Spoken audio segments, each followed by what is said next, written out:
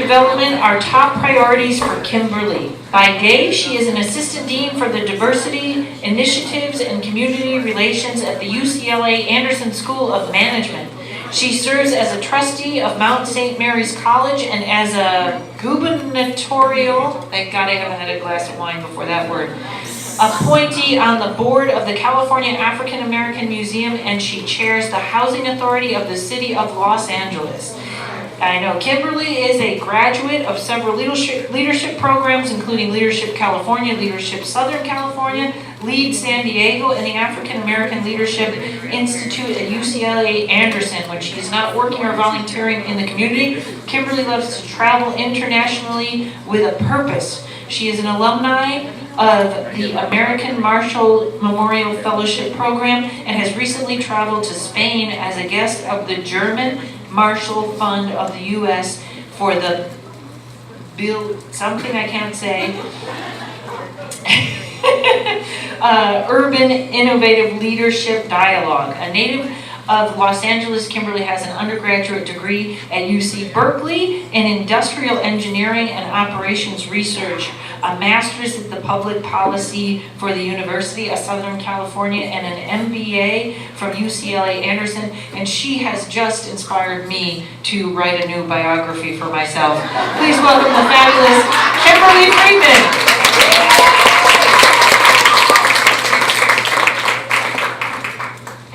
Bilbao, as in Bilbao, Spain. It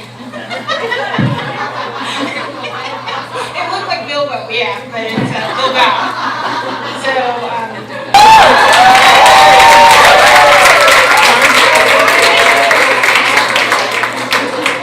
I love clothes, I love shoes, I love purses, and I love shopping at Target. And so I can always find a good deal on the clearance rack. And this coat I bought in Westwood, right by UCLA, a couple months ago. So I'm glad you all like it. Okay, so in that bio, it didn't say that I recently left a career in corporate America to work at UCLA Anderson, but I felt the need to add that piece because of Lily Cloud's presentation, because the why that I left the gas company is because I had to really go where leaders are trained. And the best place to do that is in a business school. So I'm now Assistant Dean for Diversity Initiatives and Community Relations at UCLA Anderson. I'm really proud of that because it's my alma mater and because I get to give back to an organization that gave so much to me professionally and personally.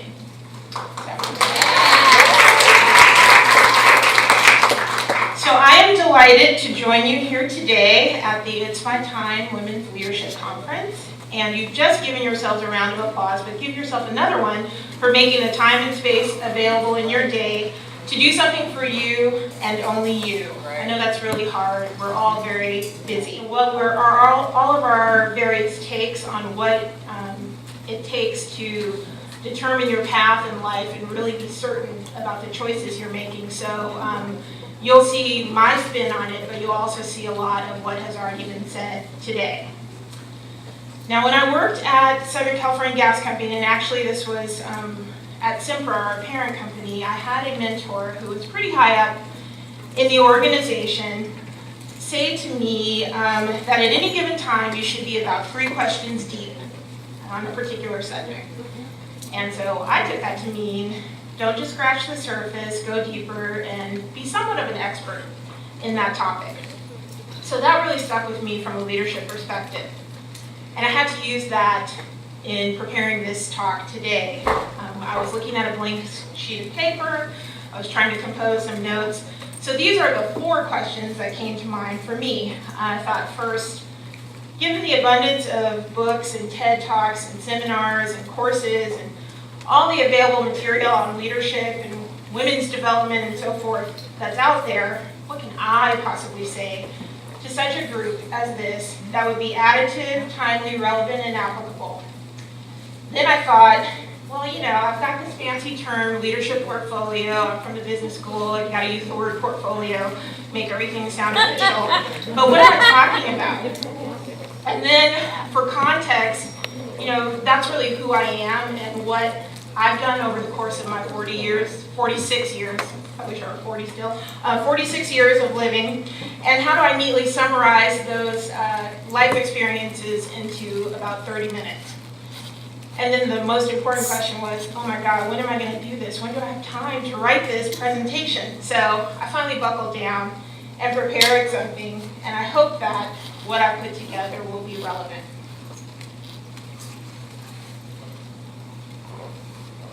Okay, I've heard left all day and I still chose the right button. I fundamentally believe that when life is said and done, just as Dr. Martin Luther King asked us, what are you doing for others, that's the big question. My leadership is service-based. As you heard in my bio, I serve on a lot of different boards and commissions, and it's really because I ask myself that question, what am I doing for others? There's another book that I like to read from time to time. It's called How Will You Measure Your Life? And it's written by a cancer survivor. So for me, in terms of being a couple of questions deep on my own life, those are some big questions that I like to ask. And I believe that leadership is really situational, so we're all leaders. I mean, yes, we can have positions of authority, but at some point, we'll all be called to lead, whether it's at home, at work, in our places of worship, in the community, or someplace else. And so what I mean by the portfolio approach is simply looking at how you allocate your time, energy, wealth, and talent to the things that matter the most to you. So see how I worked in that business concept into this? And once you've determined that, the task is really to build that broad set of complementary skills that you can leverage every time you volunteer, serve, and lead in various organizations. Now I have to say, for me, while I like to lean on the whole left brain and engineering side of my education, my leadership development has looked a lot like this. And it looks like throwing spaghetti against a wall. And I think that leadership development and spaghetti throwing are eerily similar, if not certainly messy. So I bet you didn't think you could relate the concept of being 3 questions deep to spaghetti tossing against the wall, but you can, because you kind of have to ask questions like, well, what kind of spaghetti are you using? If you ask that question, then you've got to ask, what sort of sauce sticks best? And then the third question, what recipes ensure the largest number of pieces stick to the wall? So it's really about quality and quantity when you're talking about spaghetti throwing. And similarly, it's the same with leadership development. There are 3 different concepts that I want to talk to you about in terms of leadership development. There's the context of your leadership, the content, and the timing. And as I see, my slides are timing themselves. So we're going to try to make sure I match what's up behind me. So you heard about some of this stuff already in the other speakers. Let's start with context. That's really just the story of who you are. That's your situation, your background, your scene, and your setting. And it's really how we reach people and connect to them through the stories we tell, just like Facebook, right? If you look at the news feeds for your friends, that's the stuff that they want you to remember about who they are. In terms of my own portfolio, I've lived it for 46 years, quite frankly, and it makes me quite comfortable to talk about growing up. So I am a Los Angeles native. That should come up. I'm a Los Angeles native, the youngest of 6 children. I was born into a family of 4 girls and 2 boys who were all stair steps. I was a first-generation college student, so my parents did not have the luxury of going to a 4-year university, but they really stressed the value of education. Now, I had a sister. She was the number 2 child. She wasn't the oldest, but she certainly was the boldest because she was the first in our family to strike out and go to college. And she went to USC, which was so gratifying, not just for her, but also for my parents and my grandparents and for her younger siblings. And so I recognized the enormous responsibility she had to be the first to walk through that door. And I can remember her graduation like it was yesterday. I wanted to do the same thing. So you can see why I've gone to school so many times, because she motivated me to go to college. And I can remember her bringing magazines home to share with me and my other siblings who hadn't yet graduated from high school to tell us what college life was like. There was one magazine in particular, Black Collegian, and it had pictures of engineering students. And so, you know, it was an impression that she was leaving for me as her younger sibling that I was able to then operationalize and become an engineering major in college. So this was a very early lesson to me in motivation. But she wasn't the only person who motivated me or mentored me. These two ladies did as well. The first is Ann Chen Smith, and some people may recognize her if they work for Southern California Gas Company. She was the first woman of color to ascend to CEO at Southern California Gas Company, and she was a strong mentor, still is, of mine. And then the second is Patty Giggins, who is the executive director of a nonprofit called Peace Over Violence, which serves to eliminate domestic violence against women and girls. These two women entered my life about a decade apart, but each gave me a tangible example of fearless leadership in the face of adversity and opportunity. As I mentioned, Ann was the first woman of color at SoCal Gas.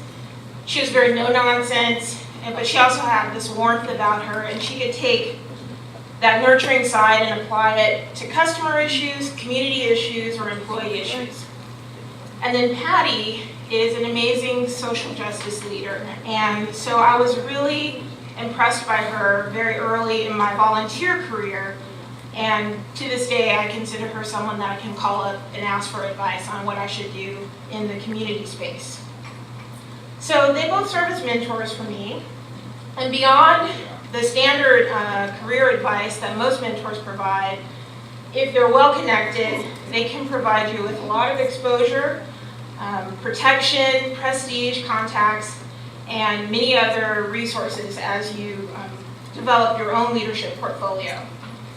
Now, on this slide, I mentioned something called the 300 by 30 by 3 rule, and I'm not sure if I got that exactly correct, but I remember writing it down in a setting similar to this, where basically it functions like this.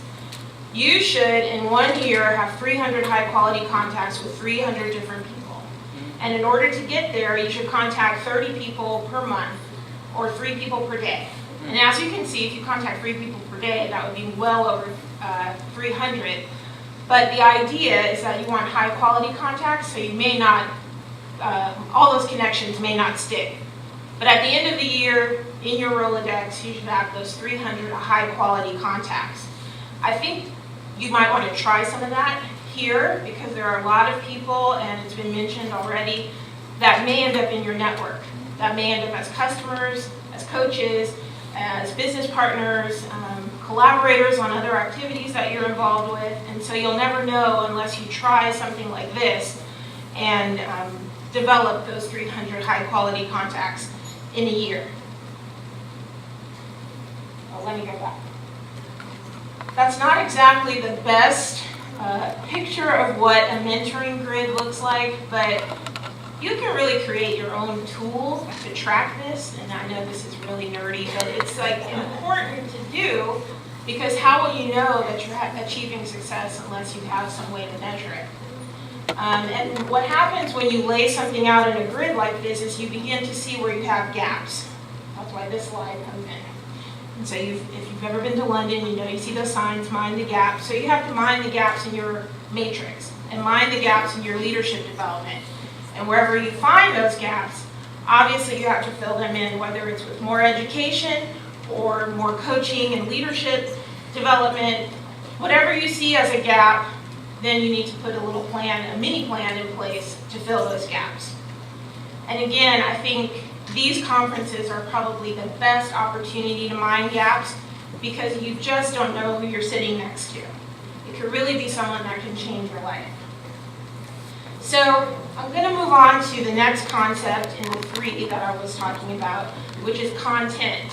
And this was really talked about so well in the executive branding session earlier, but having a clear sense of your values and who you are, and being able to talk about what you've done, what things you're excited and passionate about, is really a big part of being able to develop content And it's an opportunity to really focus in on those things that matter most to you so you won't waste your time.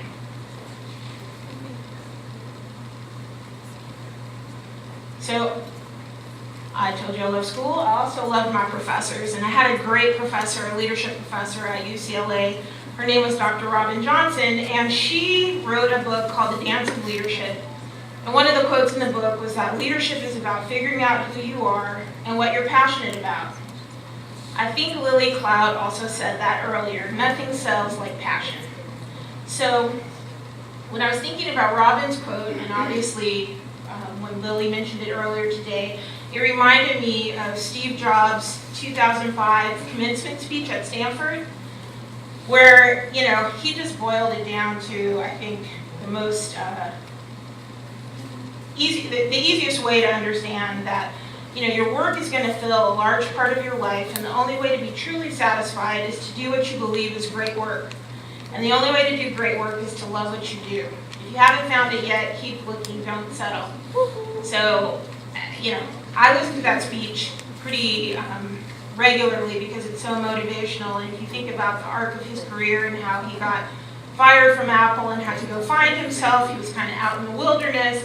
And when he came back, he had this laser-like focus, which allowed Apple to launch the iPod and, really become the company that it is today. It's just an incredible story of someone finding themselves and really zeroing in on what matters most. And Johnson are both saying is that happiness and fulfillment come from meaningful work that allows you to do new things and challenge yourself even more. That's the motivation piece. Now, I also think that you can be of service as a leader outside of work, not just within a professional context, but within your family and the community, and a leader to yourself.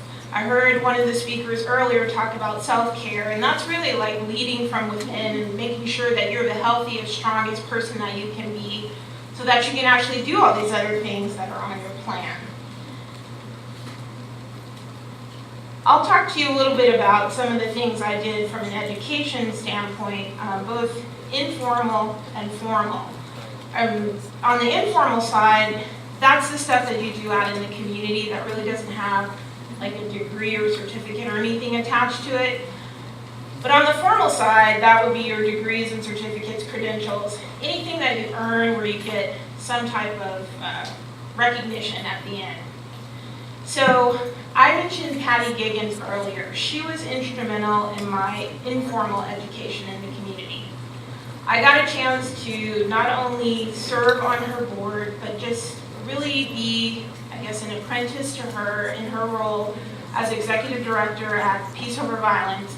So she taught me about fundraising and nonprofit governance, budgeting, finance, advocacy, and then, the whole portfolio of things you do as a nonprofit leader. This really inspired me from a career standpoint to seek those jobs that had an element of philanthropic work or giving back, helping the community. So I credit Patty with steering me in the direction and helping me create a path for myself professionally that complemented those skills. I've also learned a lot informally by traveling. So you heard that I like to travel with a purpose, and I went to Bilbao in June. Well, I just got back from Korea. These are my Korean friends who wanted to take a selfie at one of the palaces that we visited. But I can't stress enough that international travel is important because it allows you to learn the local customs and build your networking because you have to socialize. I mean, you're the foreigner and you're the person that doesn't speak the language. You have to get used to the food. You have to get used to the way other people live in the world. And I think those are all skills that come back to you when you're in a work setting or a volunteer setting because it helps you to get along with people. I was just reading something yesterday, and it said, avoid what most people do when they get their degree, which is to shut down the learning process. Those folks will never be CEOs or executives. So the idea of traveling and volunteering and those informal education opportunities are really a way to avoid shutting down your education process. Now, the informal and formal have also intersected in different leadership programs that I've done, besides this one that I pointed out in this slide. But I have to say, I've finally reached a sweet spot when I joined the board of Mount St. Mary's College, a small liberal arts college for women that's based in Los Angeles.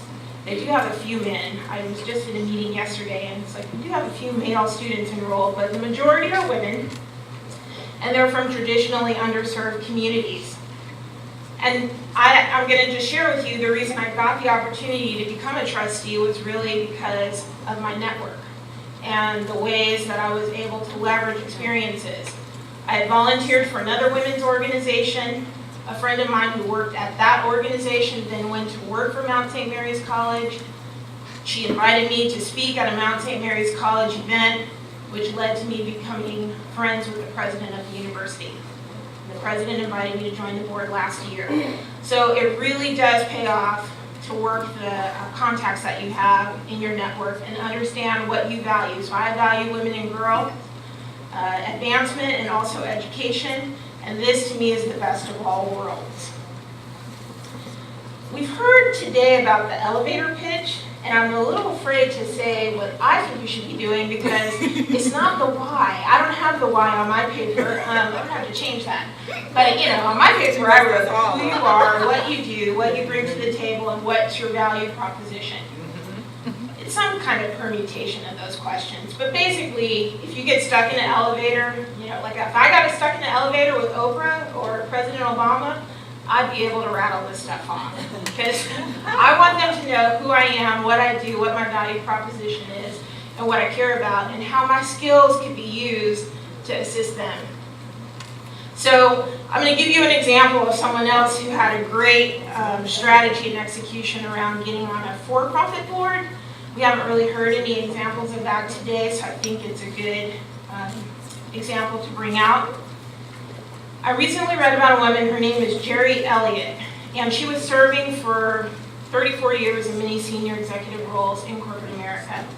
And so she decided she wanted to put her skills to use and join a Fortune 500 board.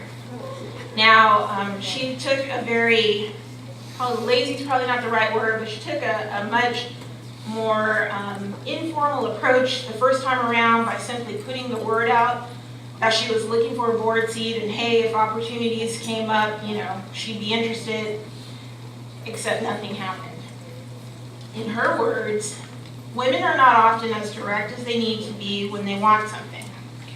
I believe that if you want something, deserve something, you should say it. I realize I ought to follow my own advice. So, she retooled, went back, and figured out a multi-step plan of attack. And that plan of attack began with stepping back and taking the time to think through her aspirations and expectations and serving on a corporate board. And I know I've heard that several times today: clarity, vision setting, values clarification, just really understanding what it is you're trying to get to and why that's important to you. So Jerry did do that. It's a little bit like this, putting your life under a microscope. And so that's really, to me, developing the content, doing all kinds of assessments of your skills, figuring out your values. I think we did that exercise earlier today. For some people, it was a little bit challenging if you don't take time to think about what really matters to you. But I personally try to do that exercise like at the beginning of the year. I'm kind of one of those people that, New Year's, I set all these goals and then I don't accomplish about probably 75% of them, but I still write them down and I still try to clarify my values because again, it's the engineer in me, I guess, but I like to measure things, and I like to measure if I'm going in the right direction or if I need to take a mid-course correction. So Jerry did that. She spent time thinking about what kinds of companies she wanted to serve and where she felt she could add value. And she also identified the ideal size, governance ranking, industries, and locations. Now this next step is about involving your network of people. And if you've done the heavy lifting of developing those 300 high quality contacts, then you can campaign. And it is a lot like a political campaign. And I know some of you are like, oh gosh, that is like the last thing I want to do. But politics, little p, is in everything that we do. Unfortunately, politics, capital P, is what gets vilified and reported on in the newspaper. But politics and just dealing with people is something that we all do, no matter what setting we're in. So you have to campaign for yourself. And as Al Sharpton likes to say, you have to be the president of your own fan club. Jerry, sent an email. This time she sent an email to her entire network, including friends, acquaintances, and every recruiter who had ever reached out to her. But this time she directly stated what her goal was for getting on a corporate public board within a year. She wasn't vague. She was very clear in her ask. And this time the responses were tremendous. And she heard this refrain over and over again. I had no idea that's what you wanted to do. Because people can't read your mind. They don't know what you're interested in. And, as much as we want to think we're transparent, a lot of times it is very difficult to know what someone wants unless they come right out and say it. And women, quite frankly, are not that good at being direct communicators. So Jerry took it upon herself to campaign for what she wanted, which was a corporate board. And then you have to create a target. Create a target list of organizations. This is where sitting down with your mentors and people in your network can help, because some of them might actually be working in those organizations you're trying to get to, and they can say, oh, you're not ready yet, or hey, I heard about this job opening, or we're looking for a board member with these skills. So you'll have an opportunity to really do more of a back and forth on getting onto a board if you talk to people in your network. And I don't know about you, but for me, it's a lot easier to talk to people I know than to talk to people I don't know. So the fourth thing that Jerry did was to choose wisely. And it's also okay to be picky. It's okay to say no to the things that you don't value. In fact, you should say no to the things that you don't value. This reminds me of Steve Jobs' quote of not settling. So just stepping back and looking at what we've talked about so far. This is another quote. I didn't have it in my notes, but I like it because I like the book The Alchemist by Paulo Coelho. When you say yes to others, make sure you are not saying no to yourself. And my friend, who is also a business school graduate from UCLA, she says that to me all the time. When I tell her I'm going to do something new, just make sure you're not saying no to yourself. So I felt like I needed to put that in for my friend Roberta. So in terms of the things we've talked about so far, we've talked about developing a winning leadership portfolio by developing your context, knowing who you are, what your background is, and what things you value, and then developing your content, making sure you work your network to figure out what opportunities are out there and if they align with your values.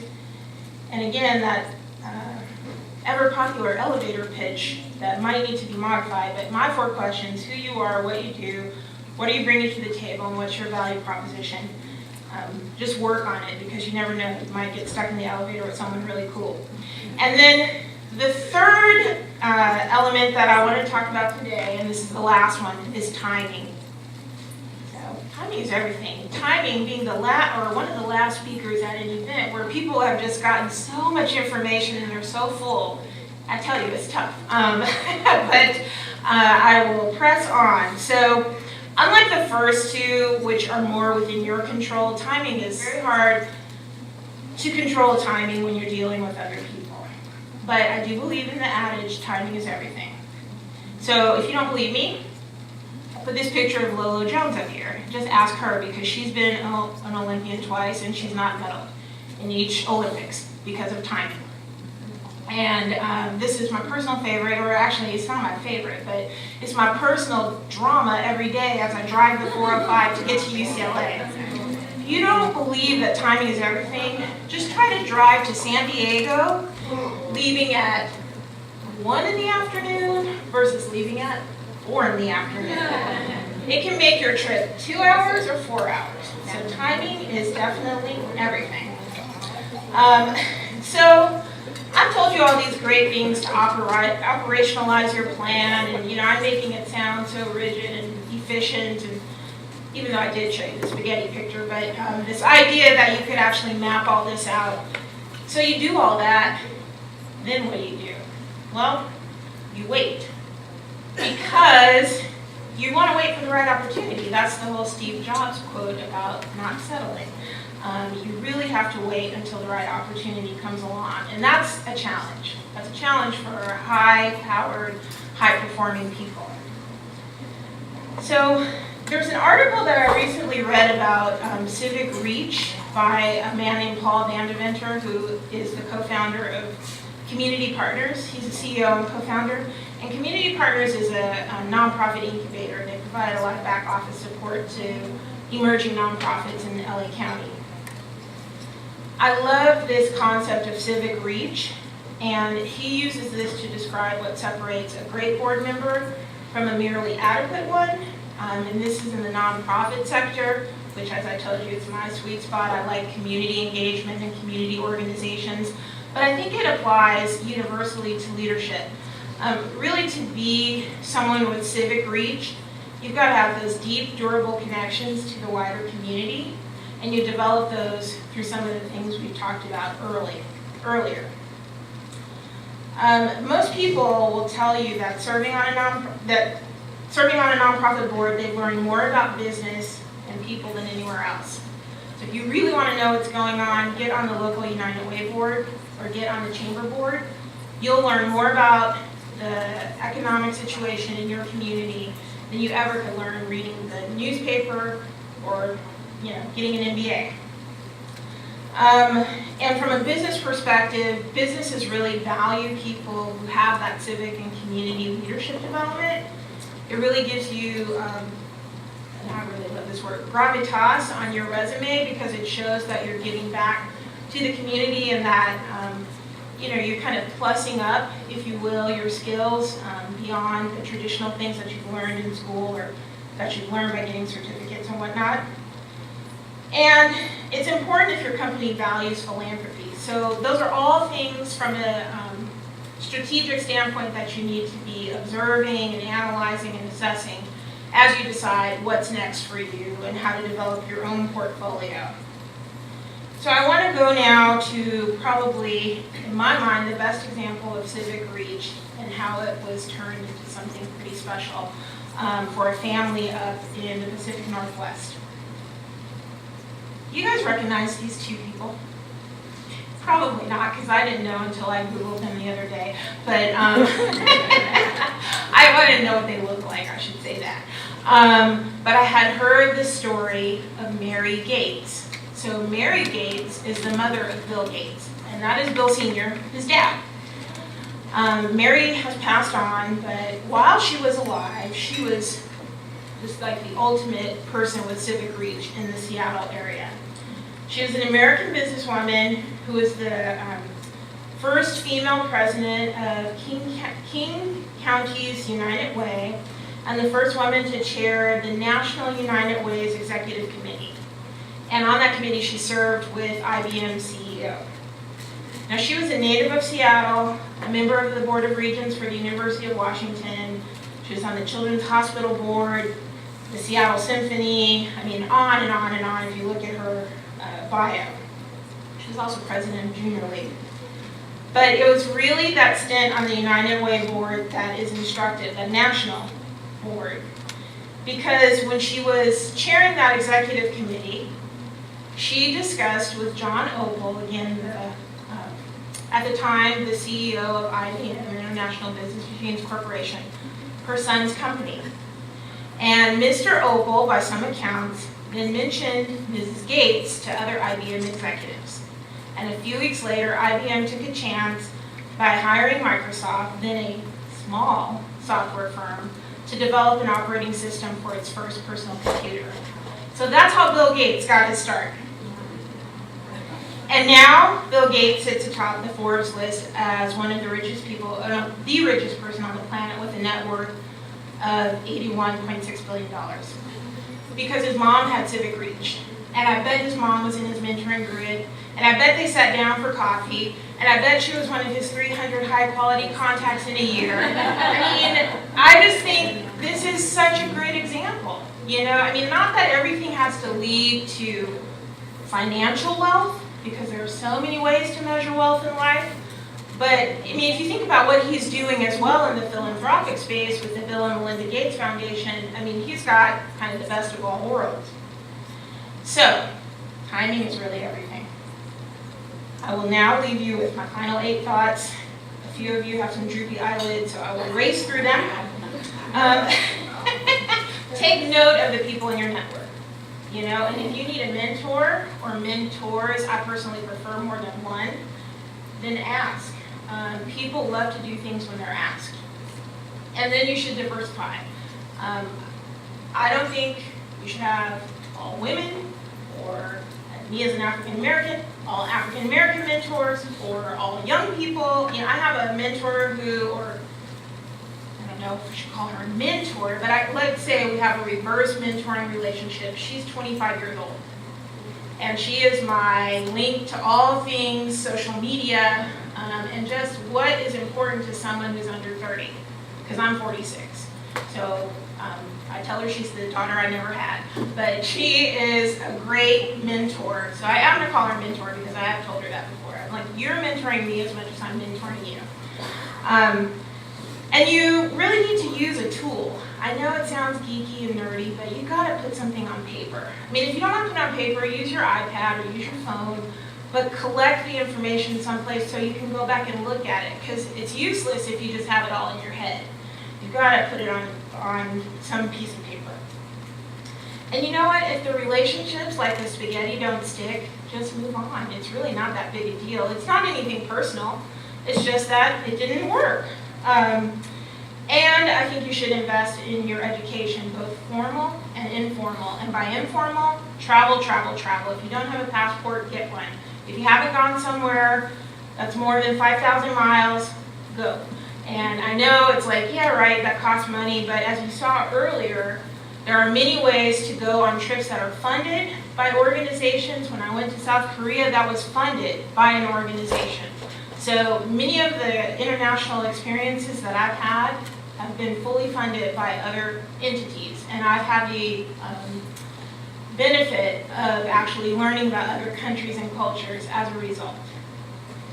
And then we've talked a lot about this, but you know, be clear on what you like to do and what you like to volunteer for, or what you like to do from a leadership perspective, and what you're passionate about.